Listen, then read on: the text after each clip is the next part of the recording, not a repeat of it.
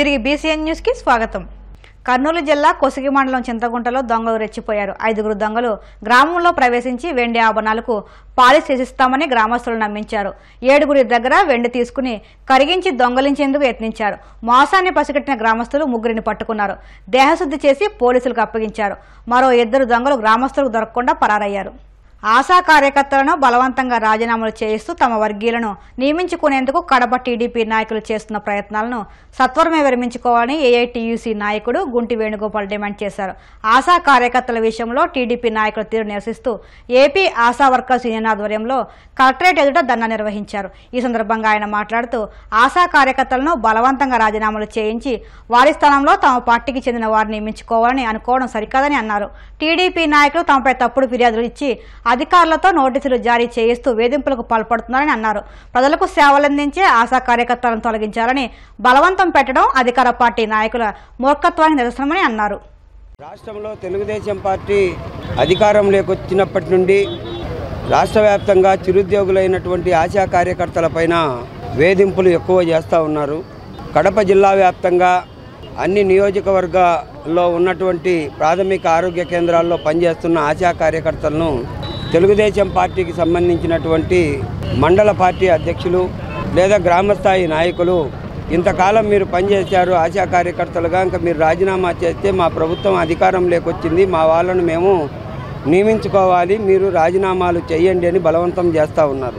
Telugu Desam party నాయకులు నేను ఒకటే విజ్ఞప్తి చేస్తూ ఉన్నా, వైఎస్ఆర్సీపీ అధికారంలో ఉన్నప్పుడు ఆశా కార్యకర్తలు ఉద్యమం చేస్తూ ఉంటే ఆశా కార్యకర్తలకు తీవ్రమైన అన్యాయం చేస్తూ ఉంది వైసీపీ ప్రభుత్వం, మీకు అండగా మేమున్నాం అని చెప్పేసి మద్దతు తెలిపినటువంటి మీరు చేస్తున్నది ఏంది అని చెప్పేసి ఏఐటీయూసీగా మేము ప్రశ్నిస్తూ ఉన్నాం.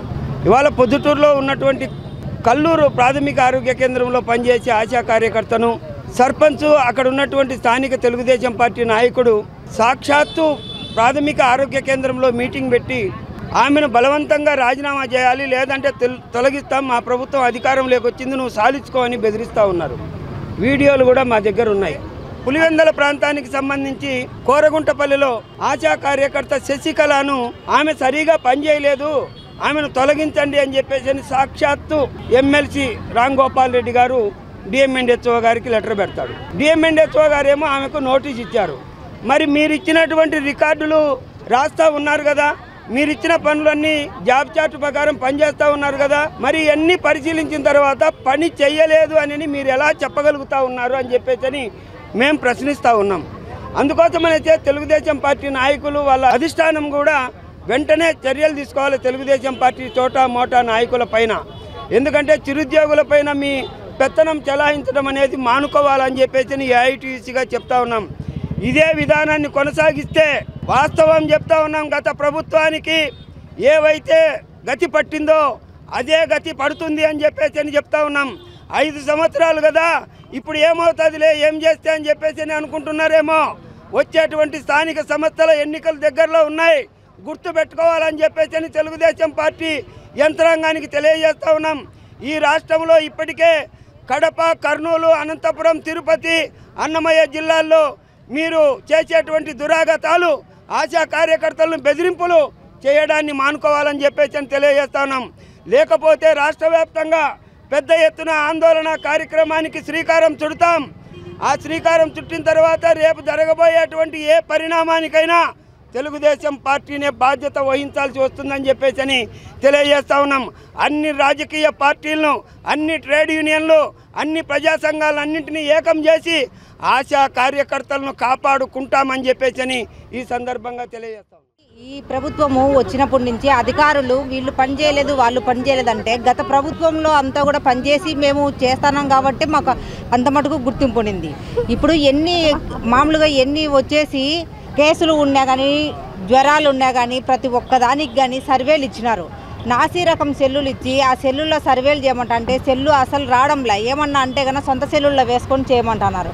అలా చేసి సర్వేలు కూడా ప్రతి ఒక్కటి, లెప్రసీ సర్వే, మలేరియా సర్వే, ప్రతి ఒక్క సర్వే కూడా మేము ఆశాలం చేసినప్పుడు మేము ఇంకా ఎట్లా పని చేయలేకపోతుంది.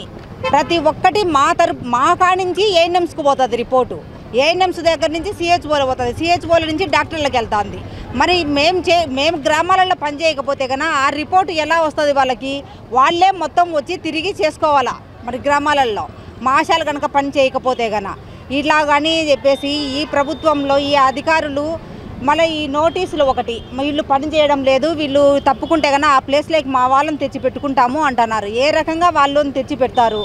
మేము 18 సంవత్సరాల నుంచి మాతా శిశు మరణాలు తగ్గించడానికని మా అమ్మని ఆ రోజు ఎన్నుకొని 50 రూపాయల జీతం కాడ నుంచి చేసుకుంటా వచ్చి ఈరోజు అక్రమంగా వచ్చేసి మీరు పని చేయడం లేదు, మిమ్మల్ని తీసేస్తున్నారు అని చెప్తే కన్నా ఎట్లా ఉంటుంది? అట్లా ఒక్క ఆశకు కనుక ఎక్కడైనా కానీ ఏ సమస్య అయినా జరిగి తీసేసినారు అంటే కన్నా మొత్తం జిల్లాలో రాష్ట్రంలో ఉన్న ఆశాలందరూ రోడ్డెక్కి ఆశాకు న్యాయం జరిగినంత వరకు పోరాటం అయితే కన్నా ఖచ్చితంగా చేస్తాము అని చెప్పి అనుకుంటాను.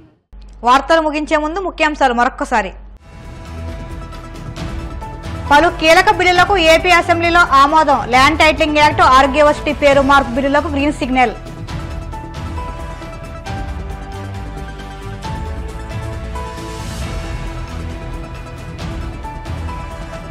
పంచాయతీరాజ్ విభాగంలో నిధులు మళ్లింపు జరిగిందన్న డిప్యూటీ సీఎం పవన్.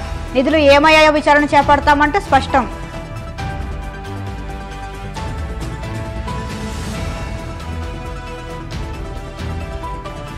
భీమడోలు మండలం గుండుగోల్నులో శాస్త్రవేత్తల బృందం పర్యటన. ముంపున గురైన పంట పొలాల పరిశీలన.